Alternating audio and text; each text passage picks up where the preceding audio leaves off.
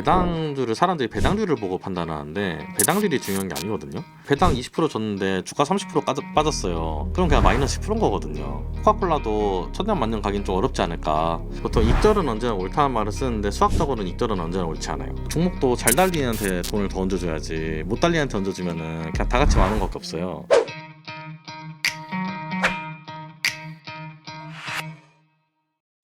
트럼프 대통령이 의약품 이제 가격을 최대 80%까지 낮추겠다 이제 계획을 내놨는데요. 이게 사실 바이오나 제약업계 반발이 컸는데도 이 카드를 내민 어떤 의도 어떻게 해석하고 계실까요? 저는 사실 반발이 큰 거를 너무 좋아할 것 같은 게 반발이 클수록 이제 쇼업할 게 많아요. 얘네가 이렇게 기득권이라서 이렇게 난리를 치면서 이거 막으려고 한다. 하지만 나는 미국 국민을 위해서 막겠다. 메이크 아메리카 그릿 어게인 이런 건데 이게 또 없는 말이 아닌 게 미국에 파는 약가가 비싸요. 그러니까 실제로 비싸니까 얘가 그 트럼프가 생각보다 7살 아이처럼 생각하는데 7살 아이가 생각하는 게 맞는 경우가 있단 말이에요. 예를 들어 가지고 트럼프가 대표적인 예시로 어떤 규제를 푼 게 있냐면은 중국에서 원래 사업할 때 외국인이 51% 이상 그걸 못 가져가 지분을 무조건 중국인이 51% 이상 가져가야 되거든요. 근데 그 규제를 트럼프가 가가지고 난리 쳐가지고 풀었어요. 그런 것처럼 이것도 비슷해요. 야 그냥 니나 나나 그냥 똑같은 최애국 대우해달라 이거거든요. 근데 그 말은 제가 볼 때 없는 말은 솔직히 아니에요. 그냥 왜 미국이랑 비싸게 파냐면은 당연히 뭐 비싸게 팔 수 있으니까 파는 거겠지만 또 정치인 입장에서 당연히 안이 꼬아야 정상이거든요 제 생각에는. 그래서 안이 꼬우니까 넌 약가 내려라 하는데 이 말이 사실 미국 국민들한테는 굉장히 그럴듯하죠. 그러니까 미국 국민들은 그게 있는 것 같은 게 그 메디케어 같은 걸로 뭔가 전 국민 보호해주는 거는 호불호가 갈려요. 근데 그게 아니라 우리나라도 다른 나라랑 똑같이 해달라 이건 호불호가 안 갈리는 것 같아요. 이게 왜 그러냐면은 전자는 왜 호불호가 갈리냐면은 약간 자유를 침해한다 이렇게 생각하는 것 같아요. 그러니까 자유를 침해, 그러니까 내가 내 보험 내 마음대로 하고 싶은데 이걸 자유를 침해한다. 그 심지어 진짜 극단적으로 극우 세력에서는 돈 없으면 죽어야지까지라고 말하는 나라니까 호불호가 갈려요 그런 거는. 근데 약가를 똑같이 맞춰라 이거는 그냥 똑같은 상품 파는데 뭐 저기선 뭐 손해보고 파는 거야? 아니잖아. 왜 여기서 더 이득 보려고 그래? 우리가 돈 많다고 해서 니네가 더 비싸게 팔 그게 돼? 그러니까 이런 거니까 이거는 제가 볼 때는 좀 전국민적으로 지지율 올라갈 만한 거리인데 심지어 이제 원래 그 영화도 재밌으려면 히어로 영화가 재밌으려면은 빌런이 잘해야 돼요. 이제 조커가 잘하니까 배트맨이 뜬 거거든요. 이제 지금 제약사들이 난리를 치니까 이게 그림이 너무 좋죠. 그러니까 이제 난리를 치면 칠수록 트럼프는 좋아할걸요. 그래서 저는 그런 부분에서는 약간 이거는 그러니까 결과가 어떻게 될지 모르겠어요. 근데 밀어붙이긴 할 것 같아요.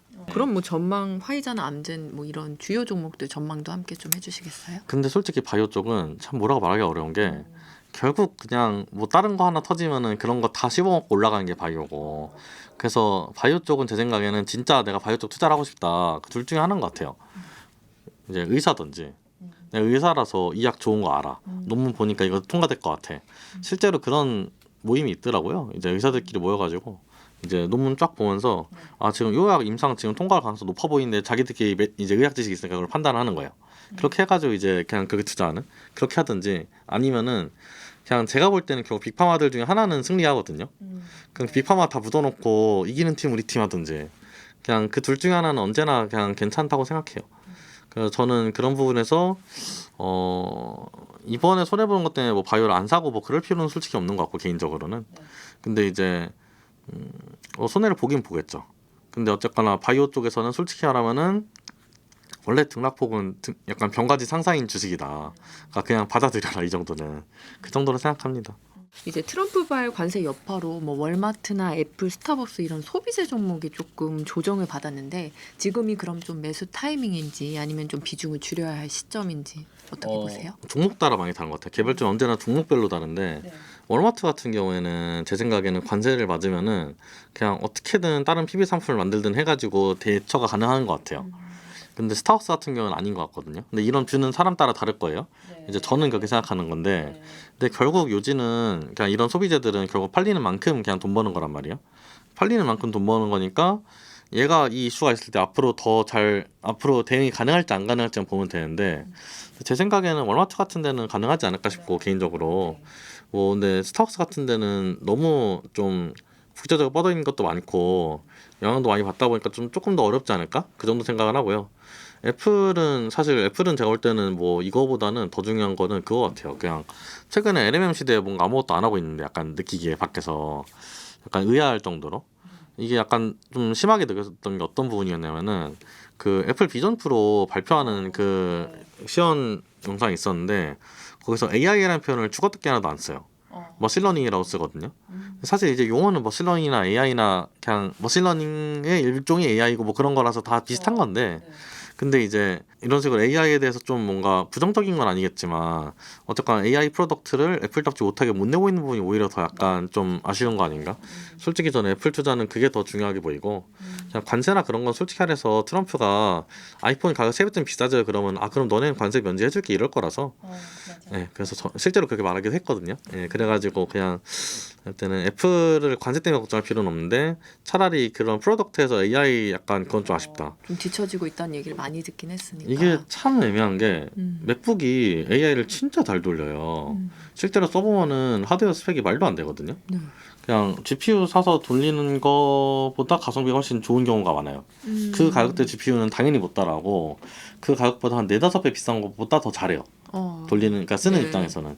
그러니까 얘네가 뭔가 마개조를 한 거고 뭔가 잘하는 건 진짜 팩트인데 근데 이거는 저 같은 개발자 입장에서 너무 해피한 팩트인 거고 결국 엔드 유저가 좋아야 된단 말이야. 그러니까 결국 일반적으로 쓰는 사람들이 뭔가 시리아 했을 때 뭔가 그 멍청한 느낌보다 뭐 뉴 시리아 했을 때 얘는 뭔가 더 잘한다 이거를 바라는 건데 그 부분이 조금 아쉬운 거는 약간 지금 위험 요소죠. 근데 저는 그게 가장 크다면 크지 나머지는 다 마이너한 요소인 것 같아요.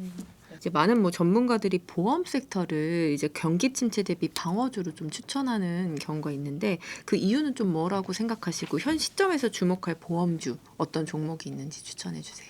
일단 저는 보험주 같은 경우에는 경기 방어주가 맞죠. 왜 그러냐면은 자동차 안 탈 수 없으니까 자동차 보험 나가야 되니까 결국 사회에 금융적 인프라를 깔아주는 거기 때문에 워낙 사이즈가 크고 사이즈가 크다는 건 대마불사기 때문에 당연히 경기가 망한다고 뭐 휘청이거나 하진 않고 얘네도 바보가 아니니까 당연히 애지간한 그런 바람에는 흔들리지 않아요. 그러니까 얘네가 뭐 경기가 좀 나빠진다고 해서 배당 컷을 하거나 이런 그림이 나오진 않을 거거든요. 근데 그거랑 별개로 그 약간 배당에 대해서 진짜 잘 생각해야 되는 게 사람들이 배당률을 보고 판단하는데 배당률이 중요한 게 아니거든요. 배당률 플러스 주가 상승률 같이 따지는 걸 토탈 리턴이라고 불러요. 근데 토탈 리턴이 중요한 거거든요. 배당 20% 줬는데 주가 30% 빠졌어요. 그럼 그냥 마이너스 10%인 거거든요. 근데 그런 측면에서 봤을 때 지금 보험주가 엄청 시세를 받을 수 있는 장세는 솔직히 아닌 것 같다. 예, 그러니까 경기가 안 좋은 거는 맞고, 그러니까 경기가 뭐 저는 맞다고 생각하고, 근데 그거랑 별개로 보험주가 그냥 방어가 되는 건 맞는데, 근데 지금 장세를 먼저 보면은 약간 이게 국장화가 되었기 때문에 더 그런 부분도 있는 것 같은데, 그냥 AI 딱지 붙으면은 좀 실적 좀 나빠도 봐주고, 실적 좀 좋다 그러면 진짜 미친 듯이 올려주고, 근데 다른 회사들은 코카콜라 같은 경우 뭐 이런 대표적인 경기 방어도 있다 또 얘기를 하겠지만, 얘네도 박스권이란 말이에요. 그러니까 이런 거 보면은 이게 장세가 확실히 좀 국장화가 된 거라고 보면 진짜로 그러면 지금 테마는 AI니까 AI 조금이라도 묻은 거 사야 되지 않나. 그래가지고 저는 보험주를 지금 권하기는 좀 어려운 것 같고요 개인적으로는. 그러니까 뭐 사고 싶으면은 굳이 따지면은 그냥 한국에 있는 보험주 사는 게 맞는 것 같은데 예, 차라리. 근데 미국에 있는 보험주 같은 경우에는 그래서 주가 등락에 대해서 좀 애매한 부분이 많고 지금 시세는 미장 볼 거면은 AI 쪽 보는 게 맞지 않을까 생각하기는 합니다. 뭐 배당주도 역시 비슷한 흐름으로 보이실까요? 어떨까요? 저는 그러니까 모든 다른 그런 종목들에 대해서 비슷한 생각인데, 그러니까 결국 토탈 리턴을 봐야 되는데, 물론 코카콜라가 지금 와가지고 막 배당을 깎고 그러진 않을 것 같아요. 이제 뭐 장사가 안 되는 것도 아니고 사실상의 물인데, 근데 뭐 장기적으로 봤을 때는 좀 애매한 부분도 있는 것도 맞고, 코카콜라 같은 경우는 어떨까 건강 생각한다고 계속 조금씩 점유율이 내려가니까, 이제 그런 거를 단적으로 보였던 제가 예전에 호날두였나? 그 축구 선수가 그 콜라 치우니까 주가 5% 빠졌잖아요. 물론 그런 거는 굉장히 좋은 매수 타점이긴 한데, 근데 그거랑 별개로 그런 식으로 뭔가 치우는 그런 게 일어난다는 것, 치웠을 때 주가가 빠진다는 것 자체가 약간 장기적으로는 좀 애매하지 않을까 생각이 드는데, 실제로 이거는 제가 술 좋아해서 찾아본 통계인데, 제가 가지고 있던 생각이 티커 중에 BAD라는 티커가 있어요. 배드잖아요. 나쁜 남자 티커거든요. 그래서 얘네가 투자를 3분의 1을 어떻게 하냐면 3분의 1을 수뢰하고 3분의 1을 도박에 하고 3분의 1을 뭐 합법대마 이런 거예요. 그래서 저는 이건 망하지 않을 산업 아닌가 생각했는데 주가는 별로예요. 근데 이게 보니까 개별 종목들이 다 별로라 그런 건데 확실히 세상이 바뀐 건지 일단 술을 잘 안 마시고요. 술을 확실히 덜 마시고 그럼 뭘 마시냐 물어보니까 건강음료 확실히 많이 마시고 한국에서도 단백질 음료가 한동안 핫했죠. 그런 느낌이랑 비슷하게 건강 좀 챙기는 게 되게 많고 요즘에도 저당 많이 나오고. 네네 저당 뭐 제로 아니면 이제 또- 팔리지도 않잖아요. 그쵸. 네. 그래가지고 그런 부분에서 봤을 때 코카콜라도 천년 만년 가긴 좀 어렵지 않을까.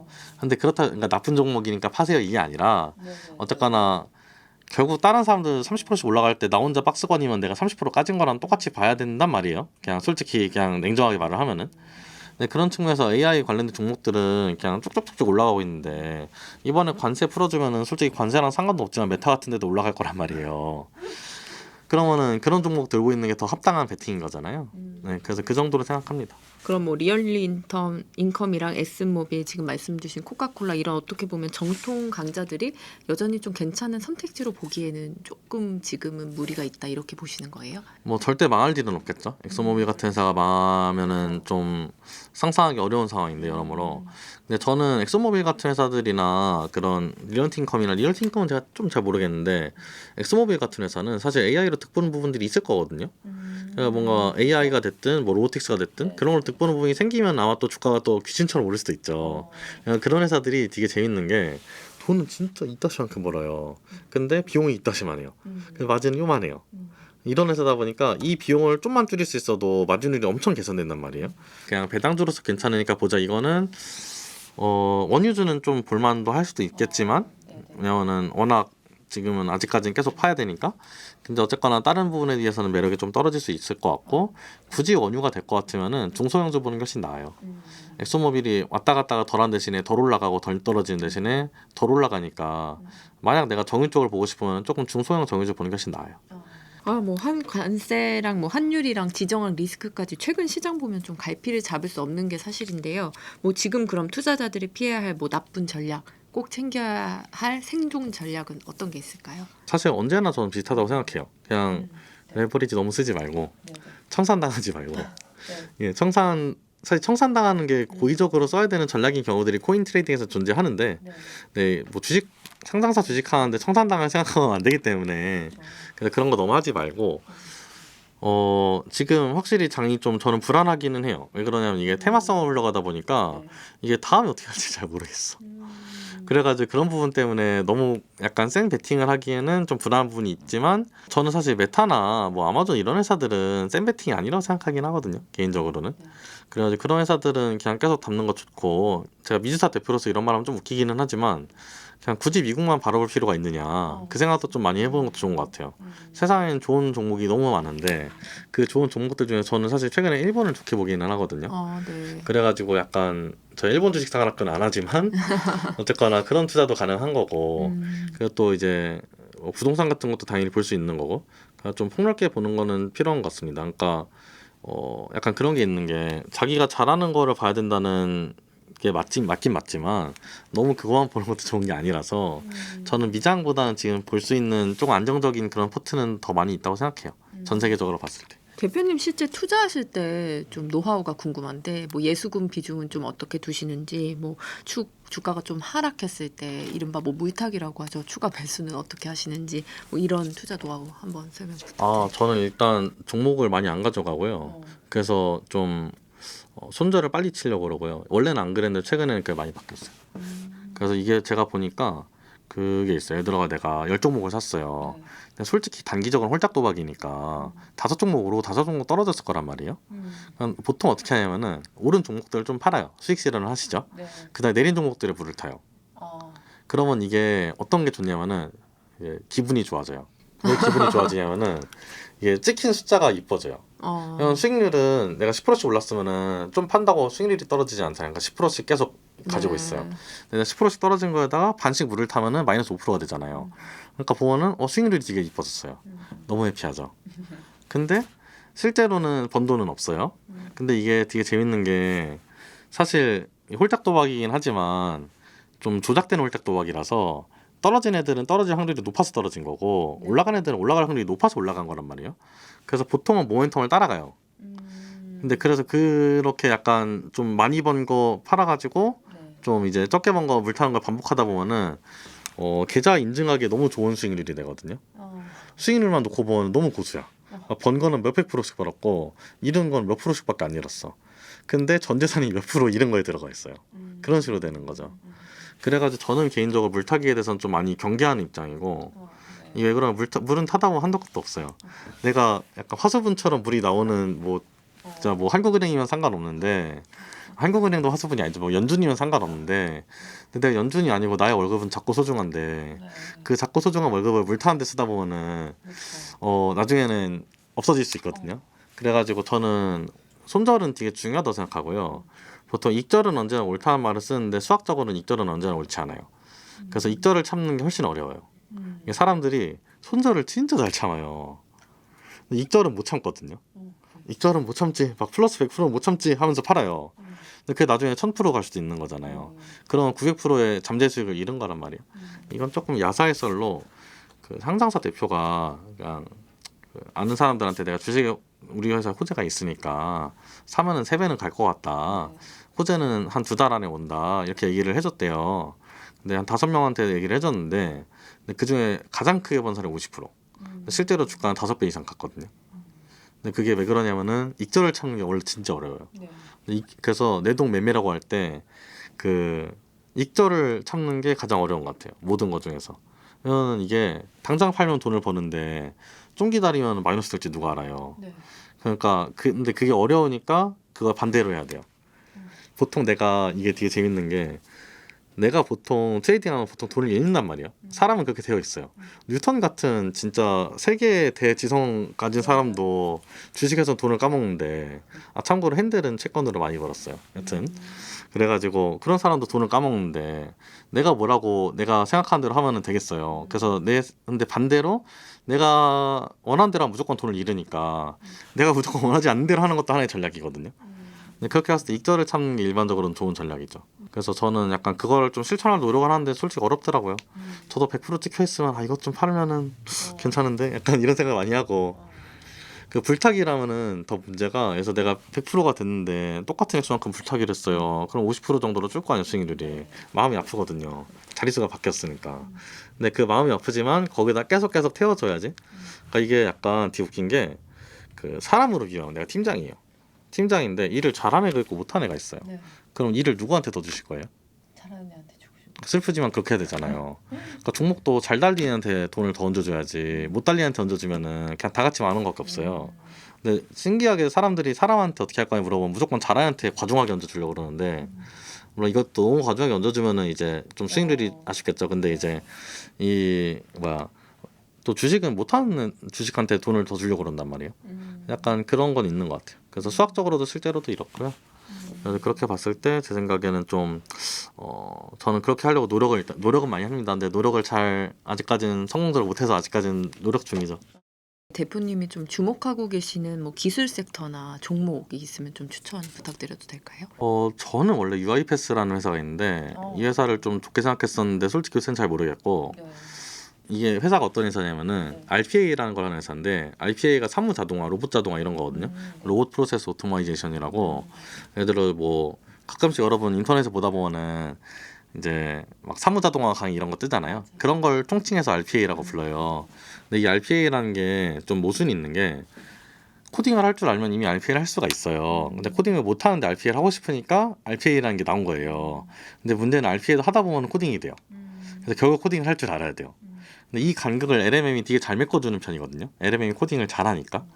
그래가지고 저는 LMM이 나왔을 때 되게 파워풀할 거라고 생각했어요. 실제로 삼성 SDS 같은 곳에서도 약간 자사 VT RPA랑 RPA가 있는데 LMM이 나오고 나서 무조건 이거 인테그레이트 해가지고 잘 해보겠다 이런 식으로 얘기를 했었고 당연히 UiPath도 그런 식의 플랜이 있었던 것 같은데 그게 지금 잘 반영되고 있는지 솔직히 잘 모르겠어요. 저는 조금은 회의죠. 근데 앞으로는 잘 할 수도 있겠죠. 약간 그래서 개인적으로는 눈여겨는 보는데 약간 잘 모르겠다 아직까지는 그런 정도고 그 다음에 이제 CRM이라는 회사가 있어요. 이름이 약간 이게 티커인데 세일즈포스인데 티커가 약간 양심 없는 티커예요. CRM이 애초에 분야 이름이에요. 커스터머 릴레이션십 매니지먼트라는 분야 이름이에요. 이게 뭐냐면은 상담원이 예전에 상담한 내역이 있을 거잖아요. 근데 그 내역이 상담원이 바뀌면 모르잖아요. 네. 그때 다시 물어보면 고객이 짜증난단 말이에요. 근데 이런 내역들을 잘 관리해가지고 상담원이 바뀌더라도 그냥 그 내역을 잘 이어받아가지고 네. 상담할 수 있게 해주는 그런 걸 CRM이라고 불러요. 근데 그냥 자기는 티커를 그걸로 잡아버린 거니까 네. 굳이 비유하자면 티커를 뭐 바이오 이렇게 잡은 느낌인데, 근데 이제 그런 회사인데 여기도 AI를 득을 볼 만한 가능성이 꽤 높아요. 실제로 CRM 같은 거는 제가 해봐도 성과가 좀 있고 괜찮은 것 같아요. 그래서 CRM 같은 건 나쁘지 않게 보이고요. 뭐 그리고 오픈도어나 카바나 같은 회사들도 지금은 이거 경기를 타가지고 뭐라고 말하기 좀 어려운데, 카바나는 이게 중고차 회사인데 중고차 회사 중에서 미국에서 마켓쉐어를 어쨌거나 유의미하게 올린 거의 유일한 회사긴 하거든요. 보통 미국 중고차 마켓이라는 게 되게 로컬 기반이 강해가지고 보통은 그냥 플레이어들끼리 시장 점유율 그대로 가요. 근데 얘네만 늘어요. 그래가지고 한동안 엄청 주가 올랐다가 그랬다가 이제 금리 올라가니까 98% 빠지고 그랬다 다시 10배 올라가고 약간 이런 무빙이 좀 왔다 갔다 심한 기업인데, 얘네도 어떻게 할지 좀 귀추가 기대되기는 해요. 왜냐하면 얘네도 기본적으로는 CRM이거든요.